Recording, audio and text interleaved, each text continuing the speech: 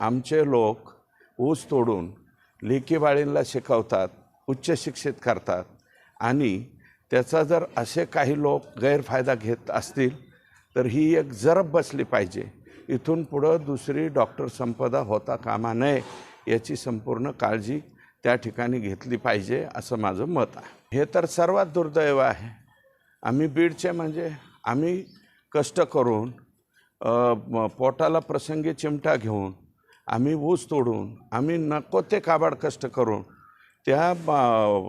त्यांच्या वडिलाला संपदाच्या वडिलाला फक्त 3 एकर जमीन आहे,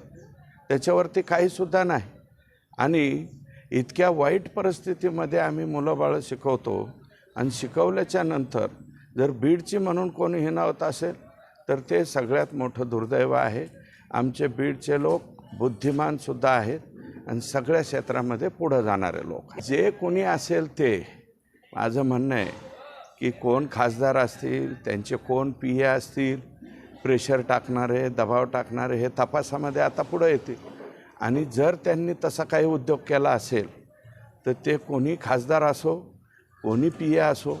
ते सुद्धा याच्यामध्ये आरोपी 100% झाले पाहिजेत, कारण त्यांचाही तेवढाच रोल,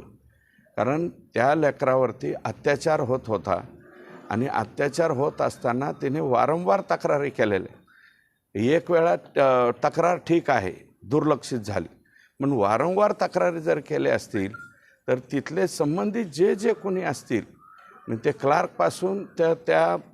ह्याच्या CS पर्यंत जे कोणी लोक जबाबदार असतील ते सगळेच्या सगळे याच्यामध्ये आरोपी झाले पाहिजे आणि डॉक्टर संपदाला न्याय त्या ठिकाणी मिळालाच पाहिजे आणि आम्ही 100% संपदाच्या बाजूने त्या ठिकाणी उभं राहू।